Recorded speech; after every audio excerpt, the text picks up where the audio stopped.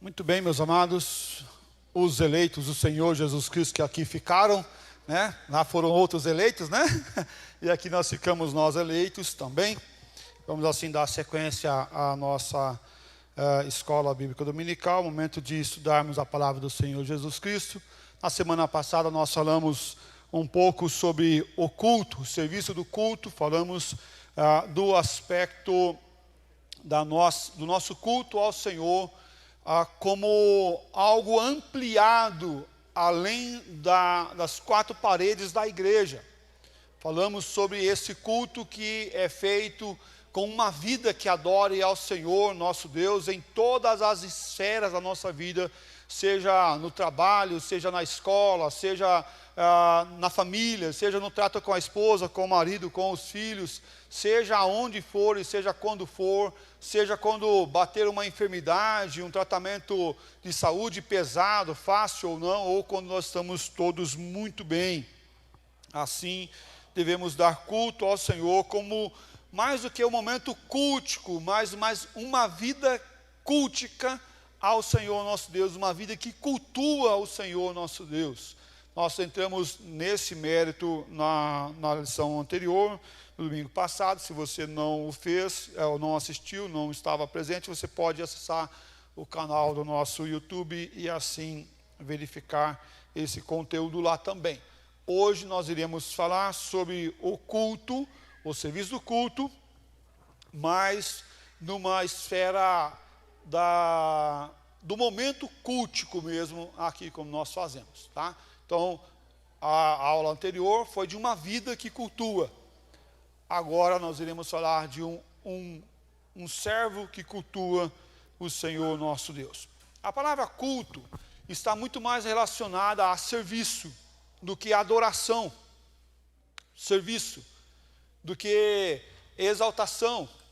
Talvez uma das classificações que o senso comum iria dar a culto, seria se relacionar, talvez seria, se tivesse alguns campos, relacione culto, adoração, né, louvor, né, e serviço. Talvez o último que nós iríamos colocar na esfera popular, né, é serviço, mas é a primeira.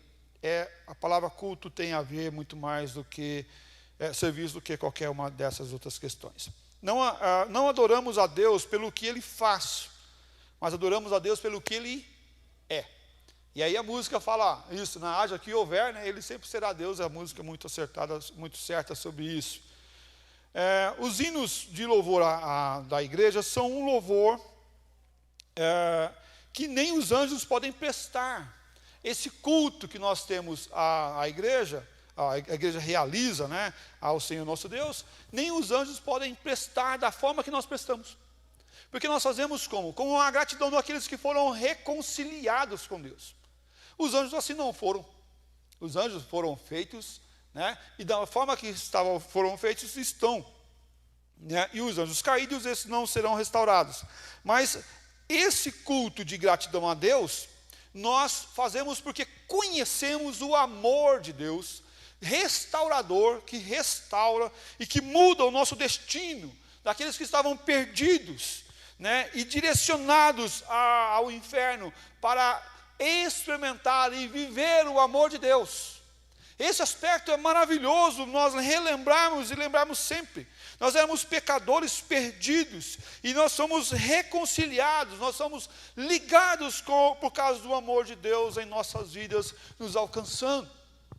E o que isso mudou na sua vida, o que mudou no teu coração, o que mudou nos teus pensamentos? Mudou nos pensamentos que nós não tínhamos um destino certo, né? Talvez você, antes de ter Jesus, falasse para você, se você morrer, para onde você vai? A grande maioria fala assim, não sei, depende de Deus, depende do lado de Deus, eu não sei muito bem, não sei para onde que eu vou não, né? Mas hoje, se perguntar para você que tem Jesus Cristo, se você morrer hoje, para onde você vai? E eu quero aqui, né, ter essa certeza que você respondeu assim, eu vou para o céu, eu vou para junto do meu Salvador, né, eu vou para junto daquele que me amou e tem me amado sempre, porque nós estávamos desgarrados, longe do Senhor nosso Deus, agora nós estamos próximos dEle, e por amor dEle, nós permanecemos nesse grande amor. quero chamar a tua atenção para o texto de 1 Coríntios, capítulo 3, versículo 18. 1 Coríntios 3, 18. E todos nós, com o rosto desvendado, contemplando, como por espelho, a glória do Senhor, somos transformados de glória em glória, na sua própria imagem, como pelo Senhor, o Espírito. Nós somos transformados, nós somos chamados para essa glória. A glória do Senhor que atrai o nosso louvor se torna uma bênção, que cada vez mais transforma nossa existência, nossa finalidade. Né? Talvez a grande demanda desse mundo é não saber por que vieram ao mundo, por que você veio ao mundo, por que você está aqui nessa terra. E isso os nossos antepassados já responderam, né, na nossa confissão de fé de Westminster, no seu catecismo menor, qual o fim principal do homem? É a primeira pergunta, né? E aí, Marcão, acho que você lembra, não é, Marcão? Qual que é a resposta? Qual o fim principal do homem? Aí, ó, glória a Deus, né? Isso mesmo, irmão. Olha só, nossos irmãos lá no passado já responderam isso, né? Que é algo preparado para as criancinhas, né? Para as crianças. A primeira pergunta é: qual o fim principal do homem? O fim principal do homem é louvar.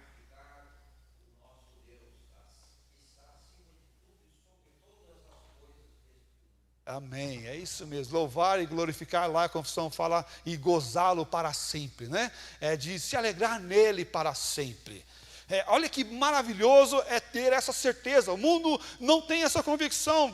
Pergunta: por que você veio no mundo? Não sei, não sei, eu estou aqui para ser um advogado, eu estou aqui para ser um dentista, né? Não, calma aí, você está nessa função, você não é essa função, você não é isso, você, apesar de ter essa função tão boa, né, tão agradável, que mantém a tua casa, manteve a tua casa, mas você não é isso daí. Você é um servo do Senhor Jesus Cristo em todas as esferas da sua vida, em todos os dias da sua vida, em 24 horas da sua vida, até o último dia. Você nasceu para glorificar a Deus. Você nasceu para exaltar o Senhor nosso Deus. Fazemos isso no nosso serviço cultico, mas também na nossa vida cultica, mas fazemos isso no culto que nós prestamos a Deus aqui na igreja. O serviço do culto, em primeiro lugar, é a vontade de Deus, deve dirigir o culto, dirige o culto. Essa vontade é a nossa ciência, o nosso pensamento deve estar em não fazer a nossa vontade, mas a vontade de Deus no culto. Eu gosto tanto, né, que cante o hino 14, eu gosto do hino 14, talvez você esteja cantando mais o hino 14 do que você cantava anteriormente, né? Porque dependendo dos hinos que a gente gosta, a gente relaciona mais ele. Eu até fiz um modo de me policiar, né? Eu tenho um Word que eu tenho todos os hinos que é cantado, todas as liturgias estão lá, e então quando eu vou colocar um hino, eu vou lá e faço uma pesquisa no nome daquele hino para ver se nós estamos cantando mais aquele hino do que outros, né? E algumas vezes eu coloco lá alguns hinos que eu gosto, está uma lista grande de vezes que foram cantadas, porque somos mais temos a tendência maior de cantar um hino ou outro, né?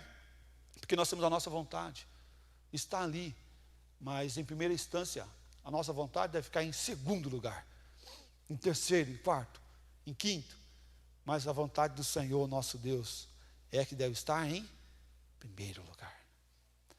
Nós cultuamos o Senhor, nosso Deus, não da forma que eu quero, mas é da forma que Deus quer. Ô Zé, você vai dar um presente para a tua esposa. Você vai dar um presente que você quer ou que ela quer? Que ela quer. Por quê? Para agradar ela. Para agradar ela, olha só, é isso mesmo, olha aí, é a resposta de uma pessoa sábia, né? É uma pessoa sábia. Por quê? Porque é que dá o presente que a pessoa quer, não o que eu quero. Se eu for dar o que eu quero, quem vai se agradar? Eu vou me agradar. Eu vou ficar feliz. Se você vem prestar um culto a Deus, você quer se agradar ou agradar a Deus? Fala, Marcão.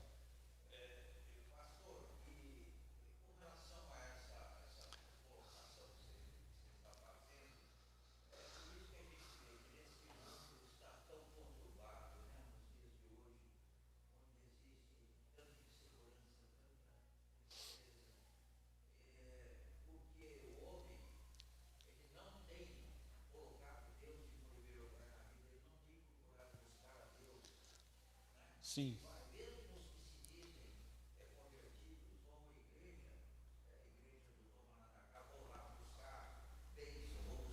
É, a minha bênção, né? Vou lá pegar. Vem isso. Sim.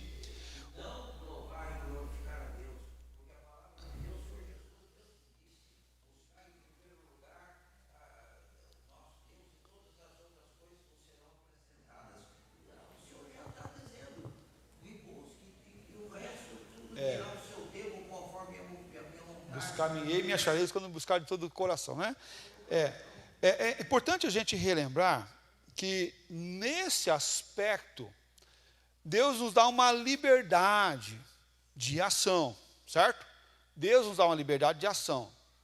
Mas é importante nós aqui refletirmos que nós devemos fazer o que Deus quer e não o que eu quero. O mundo quer inverter isso em todas as esferas, colocando o eu em evidência. Quer ver só como isso fica muito claro? Algo que o feminismo está levantando, né? Meu corpo, minhas regras. Quem que está em evidência? A pessoa, o ser. Você tem direito de ser feliz. Quem que está em evidência? O ser humano, né? Você pode se dar o direito a. Quem está em evidência? O ser humano. Você tem direito de ser feliz. O ser humano. E no aspecto cultico, o ser humano não é o alvo. Quem é o alvo? É o Senhor nosso Deus. Mas também é certo e claro que a cultura que nós vivemos, a forma que nós vivemos, culturalmente, vai influenciar a forma que nós vamos fazer isso. A forma como vamos cultuar o Senhor vai influenciar, né? Nós temos muitas formas de culto, de músicas, por exemplo, de orações, né? O Ronaldo Lindório conta, né, que estava lá na África e pregando o Evangelho do Senhor Jesus Cristo, e ele pegou só tipo 1h30, 2 horas, e aí depois chegaram para ele e falaram assim: pastor, você está bem, né? Você pregou pouco hoje, né? Você pregou pouco hoje, você falou pouco hoje, o senhor está bem, sei o quê, tá. Não estou bem, estou bem. Não, é porque aí eu fui ver, porque na cultura deles a mensagem é de 2 horas a 3 horas de mensagem. O culto começa de manhã e termina à tarde. O culto 5, 6 horas de culto, né? Que tal eles fazer um culto assim aqui na igreja? Quem vai vir, né? Mas é a forma, o formato desse daí é culturalmente deles lá, na sua região, na sua época, no seu espaço. As músicas que eles cantam, né, com expressão corporal, né? Nós temos uma cultura, né, mais americanizada, mais quieta, mais parada, né? Não tão expressiva, né, com os nossos corpos, de certa maneira, né? E aí, a forma como vamos manifestar isso, ele tem a ver com a cultura que nós estamos. A cultura, nem tudo na cultura é pecado. Na cultura tem o pecado? Tem o pecado. Mas nem tudo na cultura é pecado. Lá no índio, lá, a tribo que aprende a cultuar o Senhor nosso Deus, algumas coisas podem permanecer, algumas coisas não podem. Mas não é nem tanto por princípios bíblicos, mas como princípios também morais, né? Quando nasce uma criança deficiente, por exemplo, né? Na tribo lá é muito comum eles matarem a criança que nasce deficiente. É comum. Por quê? Porque aquela criança nasceu deficiente e ela, pela forma dela, naturalmente, ela elimina aquela criança que nasceu deficiente. Agora, isso da cultura pode permanecer ou tem que ser retirado? Pelo valor moral e ético da sociedade, não pode permanecer. Mas pelo valor cristão também, então também não pode permanecer. Né? Porque nós lutamos pela vida e não pela morte. Percebe? Esses aspectos, até culturalmente, não podem permanecer. Mas muito mais ainda, de forma eclesiástica, bíblica, cristã, não pode permanecer também. Muitos aspectos sobre esses são moldados pela cultura que está lá, e os cristãos devem manter essa cultura viva, algumas coisas delas vivas, mas outras devem ser retiradas da cultura. Né? Muitos cristãos consideram que toda a cultura é toda pecaminosa, mas nós não temos como nos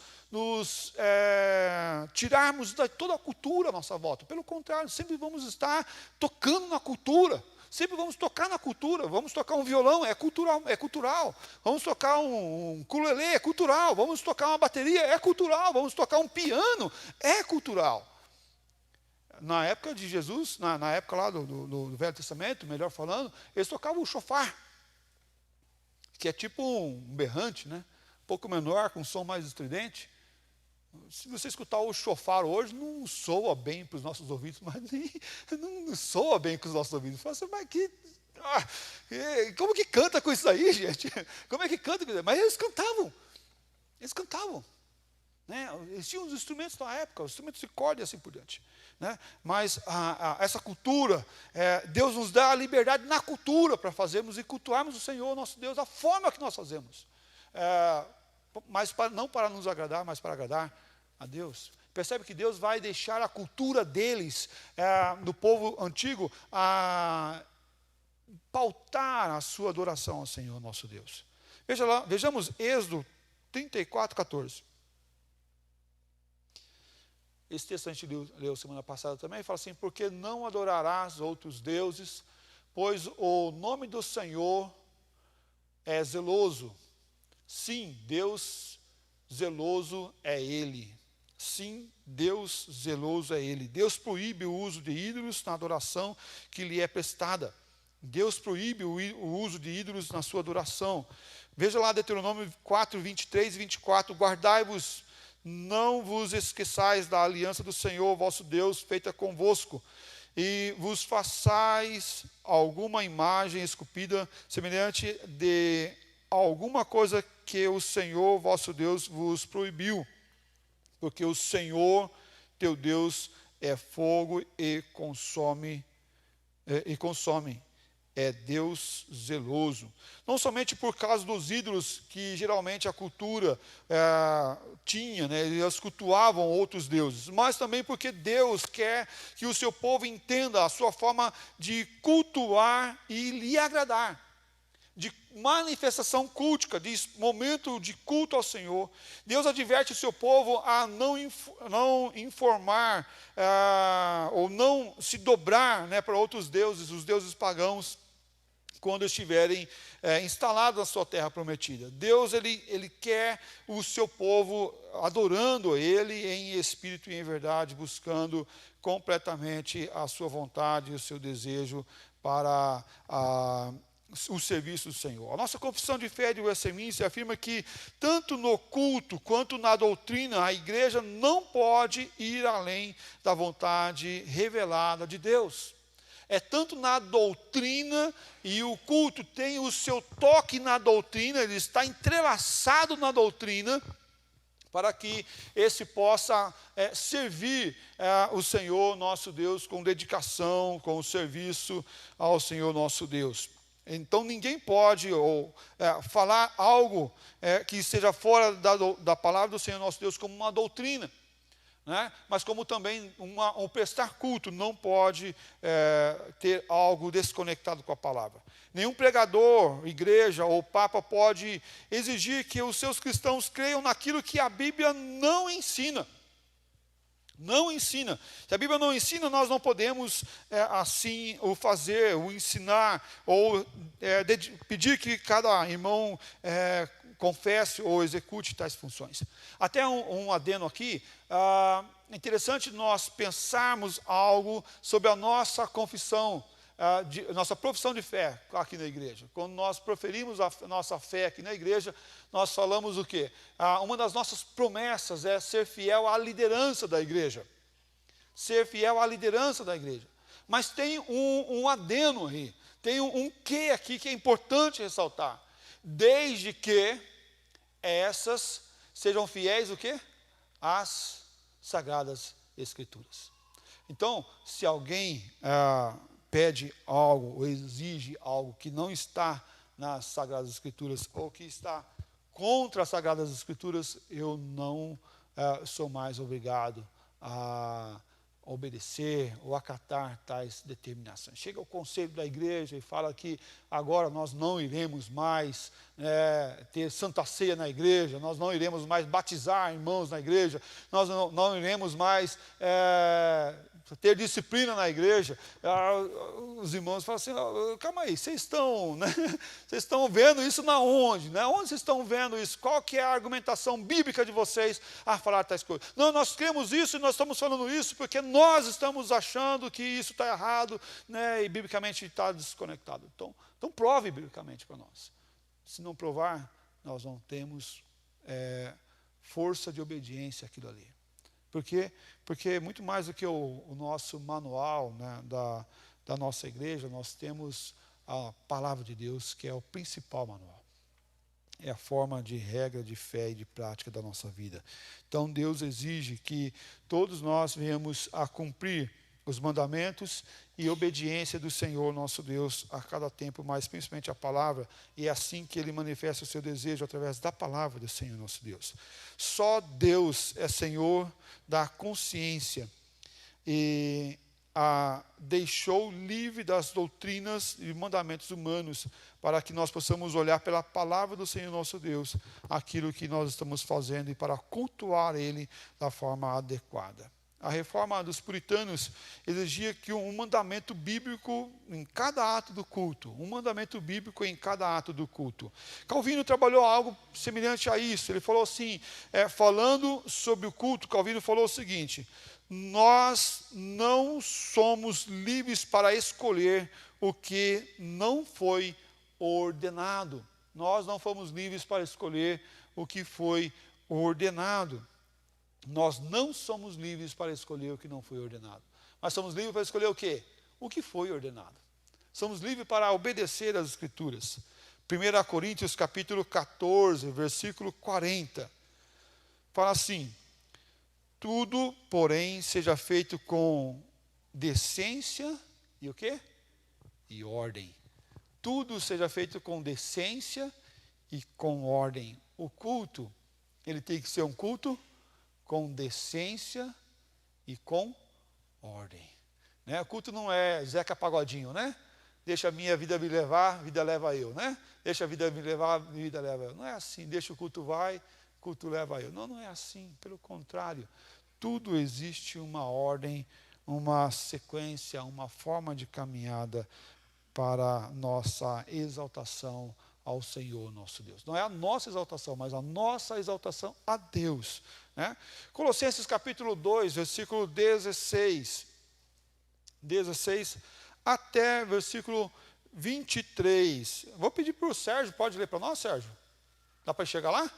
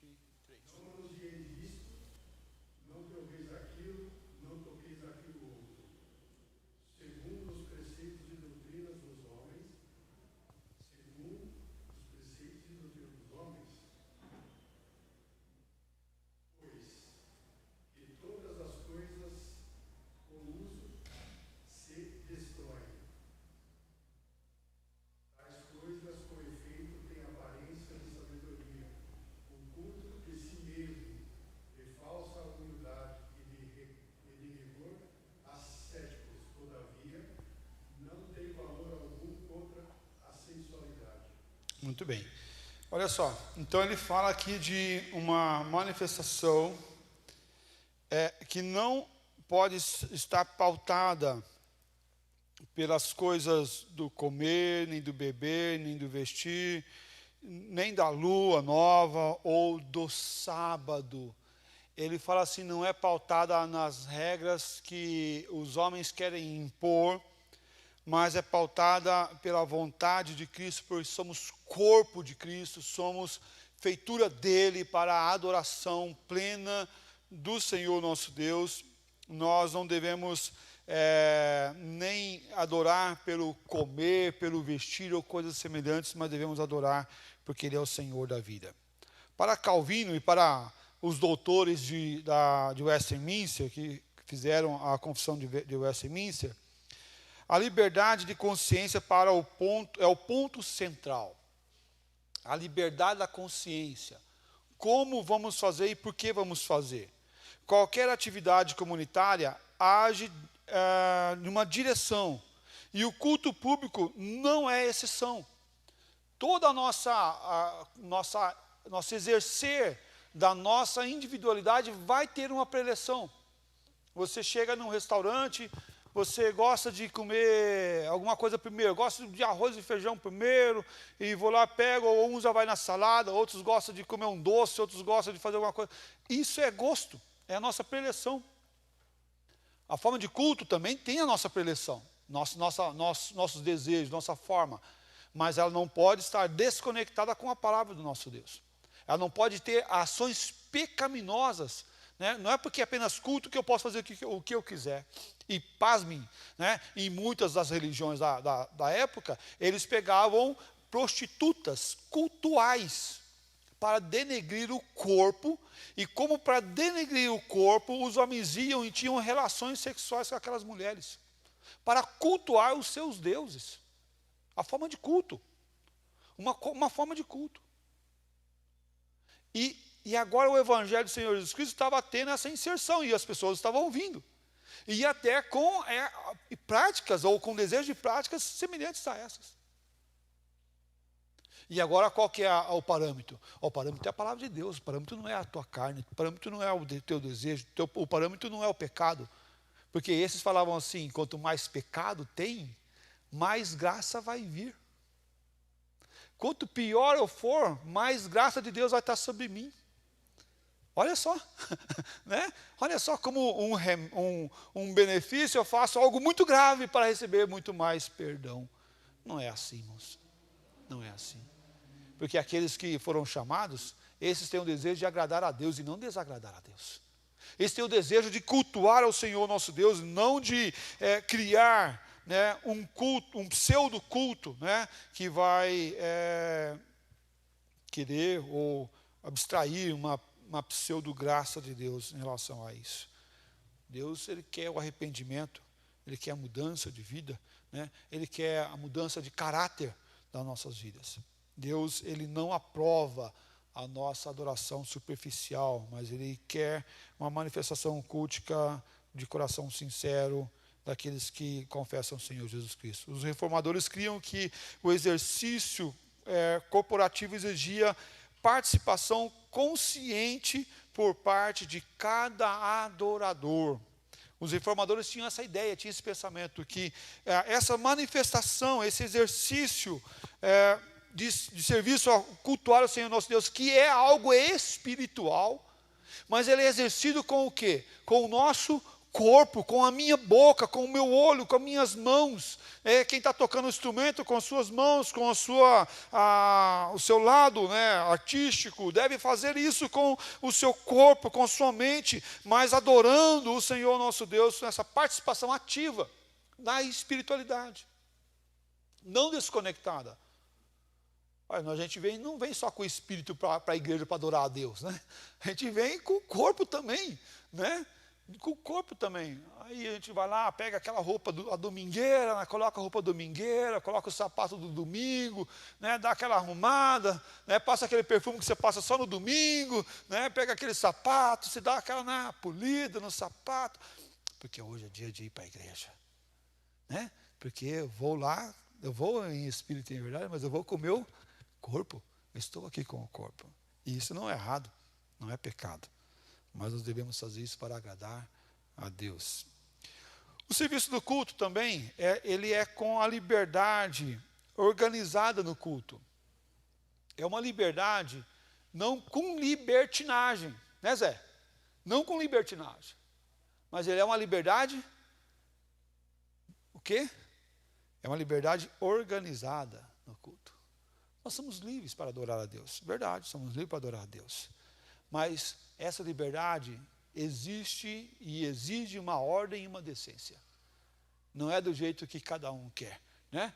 A gente não pode pegar aqui o Zé começar a cantar uma música, dar louvores, né, a Deus, o Marcos começar a cantar a música Vamos Nós Louvar a Deus, aí a Anice começar a cantar a música A Alegria Está no Coração de Quem Conhece a Jesus, aí o Eunice vai cantar a música, qual música, Eunice? A música, nessa miscelância qualquer uma, né? A outra música lá. Todo mundo ao mesmo tempo. Daria para cantar todo mundo ao mesmo tempo? Por quê? Porque vira bagunça. Vira bagunça. Isso não é um culto organizado. Isso não é um culto organizado, pelo contrário, é um culto desorganizado. Desorganizado. O culto ele tem que ser organizado. Organizado. Vamos fazer oração? Vamos fazer oração. Então, no culto organizado que nós cremos, uma pessoa ora e os outros fazem o quê? Oram com ela concordando. Amém. Sim, Senhor. É verdade. E aí nós no final falamos o quê? Amém. Porque o quê? Assim seja.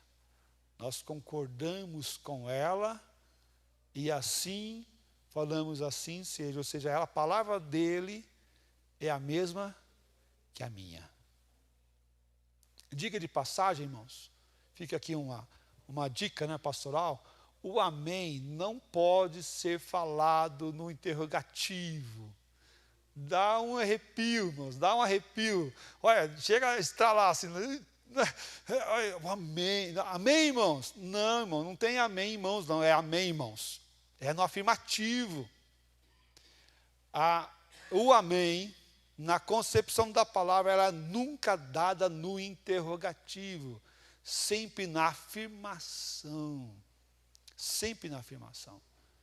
Não é vocês estão concordando. Não, eu concordo. É essa a afirmação. É eu concordo. E você vai falar assim, eu concordo? Como que você vai falar eu concordo para o outro? Não tem como. A gente... Não, aí quem está em cima do púlpito, aí que pega, né, irmão? Aí que pega mesmo de verdade. É porque a gente criou um hábito, mas a mudança do hábito é o conceito da sabedoria. Não é eu concordo, irmãos? Eu concordo, irmãos. Como assim eu concordo, irmãos? Seria vocês concordam, irmãos? Aí sim, mas o amém é eu concordo. Eu concordo. Eu concordo, irmãos? Não tem lógica. Pelo contrário, na concepção da palavra, o amém sempre é positiva, sempre é afirmativa. E assim devemos fazer nesse ritual cultico, com culto organizado. O culto é prestado no Espírito, que ele dá e na verdade que ele é. O culto é prestado no Espírito Santo do Senhor, e que ele dá a cada um de nós, e na verdade que ele é. Os adoradores não procuram um lugar para adorar nessa terra, porque eles olham para o lugar em que Jesus está, no céu, à direita de Deus Pai, e adoram esse Deus lá, onde ele está. A nossa centralidade não é nessa terra. Deus não morreu, ou Jesus Cristo não morreu por causa dessa construção, meus irmãos.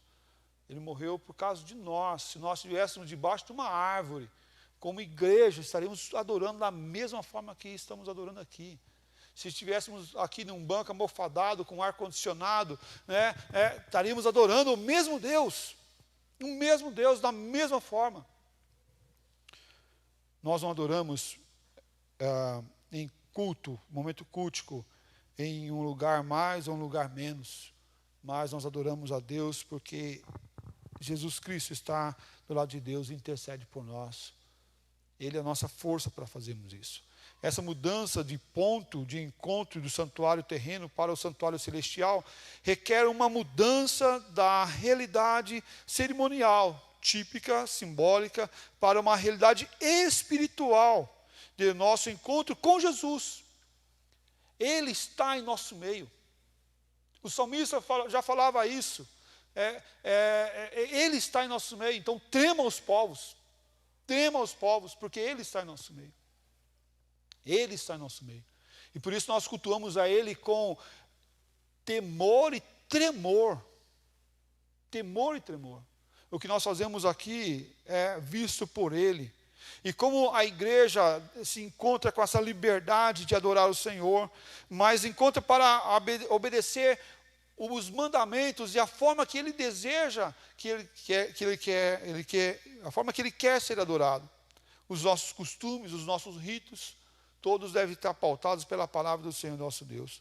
Os elementos do culto descritos tanto no Novo como no Antigo Testamento fornecem elementos chaves para que nós possamos adorar o Senhor na beleza da tua santidade, da sua santidade.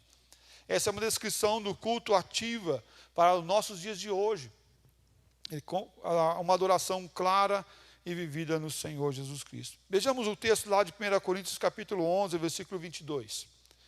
Fala assim: não tendes, porventura, casas onde comer ou beber?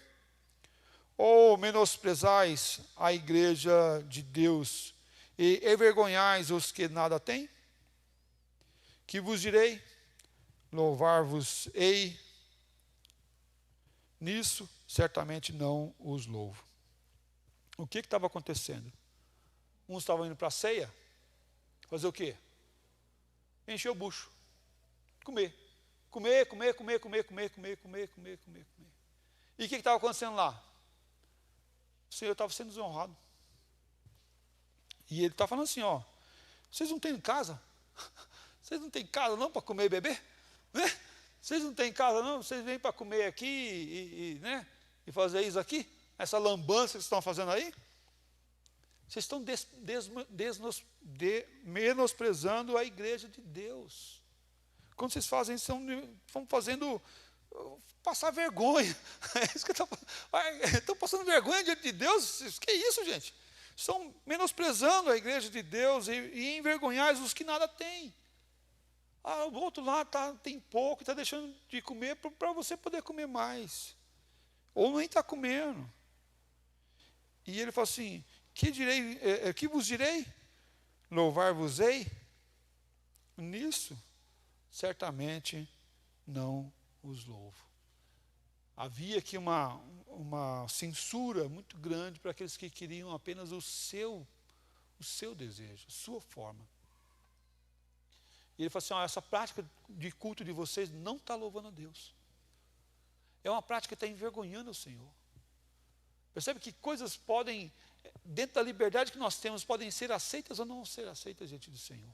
Essa que foi uma manifestação que ficou visível a nós, que coisas que a igreja no passado estava fazendo, a igreja primitiva estava fazendo, e que não estava glorificando a Deus nisso. Pelo contrário, estava envergonhando o nome do Senhor, e muitos ali que nada tinham, estavam se tornando envergonhados. Falaram: não, eu tenho vergonha dessa comilança aqui, dessas pessoas aí, esses glutões comendo até encher tudo e não deixando espaço para outras pessoas. Isso não há louvor. Percebe que coisas que, mesmo aparentemente boas, né, para muitos, podem não estar louvando a Deus. Assim como essa comilança dessas pessoas não estavam sendo de louvor a Deus. Isso não há louvor. Sempre é um momento de reflexão da nossa vida, do nosso culto. Isso está louvando a Deus ou não está louvando a Deus? Deus está se agradando com isso ou não está se agradando com isso? Não é porque me agrada que vai agradar a Deus. Mas eu saio de lá com o coração bom, contente, feliz. Tá, mas se você for numa peça de teatro também, lá, de um artista que você gosta, você vai também, pode sair de lá também com o coração alegre, contente, feliz, tal. Agora, Que coração é esse? O coração que adora o Senhor ou o coração que não adora o Senhor? Você pode ir em uma churrascaria, comer e sair de lá com a barriga cheia, contente, feliz e com sono, querendo dormir por causa de tanto que comeu. Né? Percebe que o que está agradando não é só nós, mas é primeiramente e exclusivamente ao Senhor nosso Deus, posterior a nós.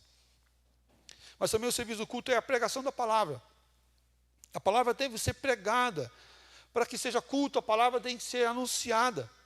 A igreja está fundada sobre a palavra de Cristo.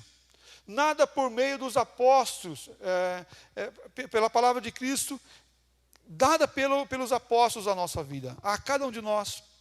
A pregação da igreja é a palavra de Deus. Não é o que eu acho, não é o que eu penso, não é o que eu vejo, mas é o que a palavra de Deus prega ou ensina para cada um de nós. A centralidade da palavra de Deus não é secundária, a pregação da palavra de Deus não é secundária, mas é primária, dentro do culto.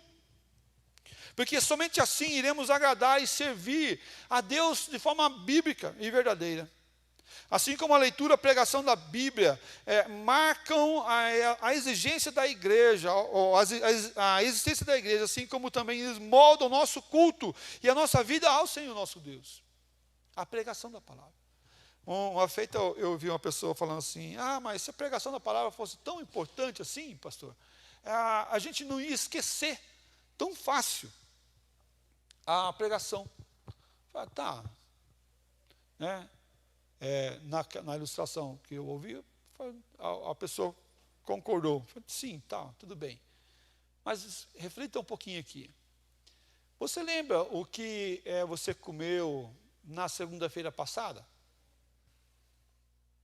O que você almoçou na segunda-feira passada?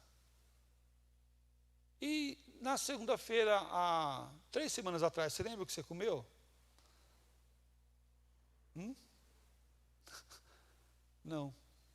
Mas foi base para você chegar aqui hoje, você está vivo aqui hoje? Sim ou não? Sim. Assim como a gente não lembra de muitas coisas que nós nos alimentamos no passado, mas serviu de base para a nossa vida hoje, para a nossa existência hoje, assim também a pregação da palavra. Apesar de a gente não lembrar claramente o que nós ouvimos domingo passado, domingo retrasado, ou há 4, 5 domingos atrás, a gente lembra de tópicos e pequenas frases, muitas vezes, de textos bíblicos, mas elas servem de base para a nossa existência espiritual hoje. Ela serve de base para a nossa existência espiritual hoje. Nós vemos o poder das Escrituras quando a Bíblia se torna disponível nos países comunistas, por exemplo, onde ela já havia sido banida. O quão isso impacta a palavra entrando nesses países comunistas e causa um efeito transformador.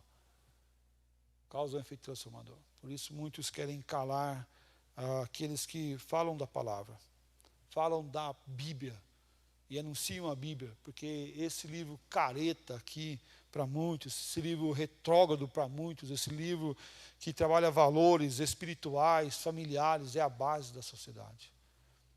E para destruir essa base, tem que calar aqueles que pregam essa palavra do Senhor Jesus Cristo, aqueles que anunciam a verdade de salvação. E isso fica muito claro quando nós vemos esses países aí comunistas que um dos parâmetros é esse, calar aqueles que anunciam a verdade. O poder da palavra pregada transformou a Europa e agora já alcançou cada nação dessa terra. A pregação deve estar no centro do culto. É o lugar da pregação, é a centralidade do culto. Seus objetivos é mostrar Cristo o Salvador, é mostrar a verdade do Senhor nosso Deus, é instruir e alimentar o rebanho do Senhor Jesus Cristo com a palavra. Por isso o culto tem a centralidade na palavra. O momento todo é preparado para a pregação da palavra. Nós viemos aqui para ouvir a palavra de Deus. E essa palavra deve estar sendo acolhida por cada um de nós, como o melhor momento do culto é ouvir a palavra. É a palavra. Diga de passagem, né? Eu estava refletindo esses tempos atrás, né? Eu ouvi uns irmãos orando, falei, Senhor Deus, que a gente não escute o que nós queremos ouvir, mas que a gente escute o que o Senhor quer falar com a gente na hora da pregação da palavra. E, ok, é bonito, né? É bonito, é muito bom. Mas acho que a melhor oração deveria ser assim, Senhor Deus, que nós venhamos querer o que o Senhor quer. Porque eu não quero querer algo que o Senhor não queira. Que o meu querer, que o seu querer, seja o querer de Deus. Numa intimidade mais profunda com a palavra. E aí nós vamos ouvir sem rebeldia. Nós vamos ouvir sem questionamento. Sem dizer, o senhor está falando isso, mas eu quero aquilo, ó. Não quero isso, não. Vamos querer o que o Senhor Deus quer, que está na palavra dele para cada um de nós. O culto público coloca Deus na presença do seu povo e também coloca o povo na presença de Deus. E a pregação da palavra é o centro. Por isso, uma das classificações é que o púlpito está no centro, está no meio, para mostrar a centralidade da palavra. O culto, a pregação é uma parte fundamental. A pregação é a parte do culto, não por causa de algumas orações, nem por causa do uso de vocabulário ou coisa semelhante, mas por causa da importância que nós temos na palavra do Senhor nosso Deus. 2 Timóteo, capítulo 4, versículos de 1 a 4, fala assim, conjuro-te perante Deus e Cristo Jesus, que há de julgar vivos e mortos pela sua manifestação e pelo seu reino. Pregue a palavra, insta, quer seja oportuna, quer não, corrige, repreende, exorta com toda a longanimidade e doutrina, pois havendo tempo em que não suportarão a sã doutrina, ou haverá tempo que não suportarão a sã doutrina. Pelo contrário, ser-se-ão de mestres segundo as suas próprias cobiças, como que sentindo coceira nos ouvidos, e se recusarão a dar ouvidos à verdade, entregando-se a fábulas. Pessoas que vão ter até comichão, vão ficar se coçando todo quando escutam a palavra. E olha aqui, ele fala de mestres. Vai ter tempos que nós vamos estar cercados de mestres. Mestres, que tipo de mestres são esses? Segundo a sua própria cobiça, segundo o seu próprio pensamento, segundo a sua própria ação, e não segundo a palavra de Deus. Hoje nós temos de mestre à nossa volta, mas são mestres que querem ensinar as suas vãs filosofias. As suas vãs filosofias. Eu tenho visto isso, irmãos, todo dia, toda semana, na academia, nos estudos.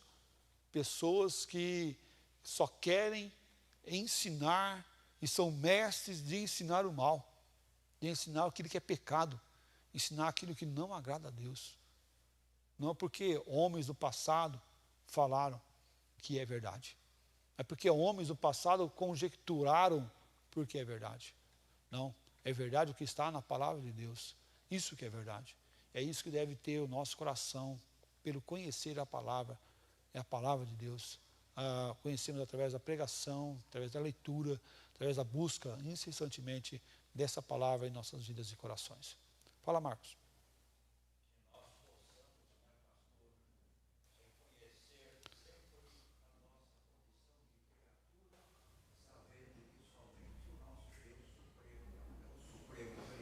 Verdade.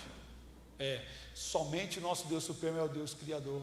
Não só no passado, né, mas no tempo presente também. É Ele que com a sua mão sustenta o universo e tudo que existe. Amém.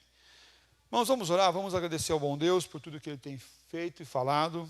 Nós devemos sempre dar graças ao nome dEle. Nós devemos sempre adorar a Ele.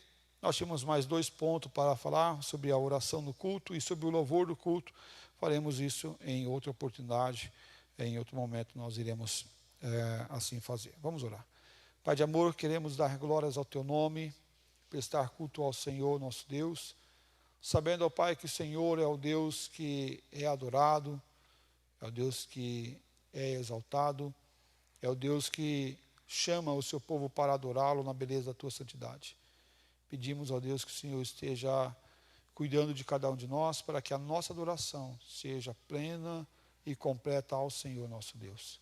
Tem misericórdia, Pai, das vezes que nós, pelo nosso colapso, pela maldade do nosso coração, nós começamos a desviar-nos da adoração que o Senhor requer de cada um de nós. Tem misericórdia, Pai, de nós, nos ajuda a cultuar o Senhor na beleza da Tua santidade.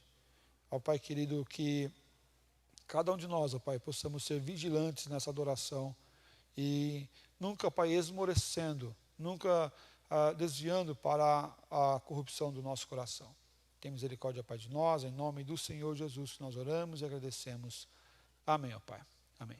Deus abençoe a todos, muito obrigado, um bom domingo e até nos encontrarmos novamente, ou hoje à noite também, né? Deus abençoe a todos, domingo que vem é momento de eleição, tirem um tempo nessa semana para orar, pedindo a Deus a direção e o cuidado divino para cada um de nós. Deus abençoe a todos.